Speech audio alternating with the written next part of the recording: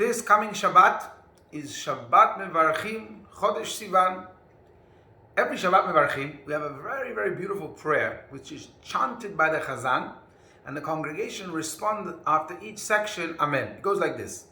May God bring to us and to all of Israel during this new month life and peace. Congregation say, Amen. Chazan continues, joy and gladness. Congregation say, Amen. The Chazan then concludes, deliverance and consolation. And let us say, Amen. And the congregation say, Amen. But I have a question. When the Chazan announces life and peace or joy and gladness, the congregation know to answer Amen by themselves.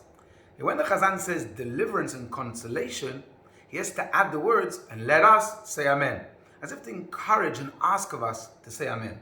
Why? Well, one reason is that it's easy to appreciate life, peace, joy and gladness.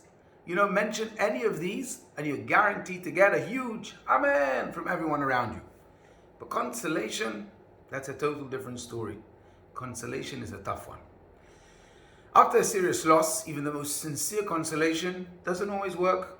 The bereaved hears the words of comfort. The bereaved completely understands the words of comfort.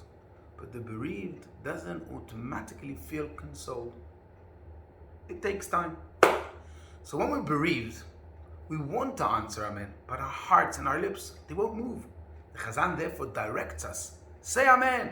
Now that we have orders, we hope that our heart will connect and it'll feel, and we say Amen.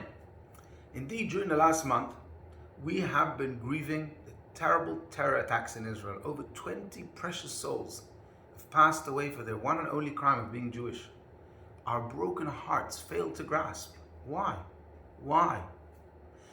So please God, when we hear the Chazan this Shabbat, blessing the new month of Sivan, the month in which we celebrate Chag Shavuot, and the giving of the 10 Commandments, with the 7th one being, Thou shalt not murder, we hope and pray that this godly call will finally permeate all nations, and somehow we will feel comforted and consoled in a way that we can say Amen with a full heart.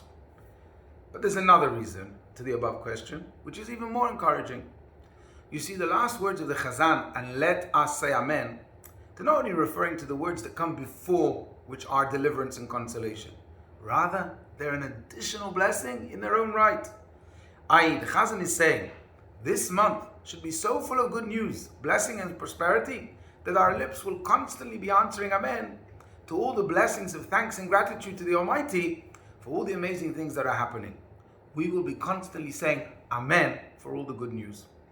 So may this be the month that we're able to say Amen to the biggest blessing of Shehechianu, which will be said on the great news of coming of Mashiach now.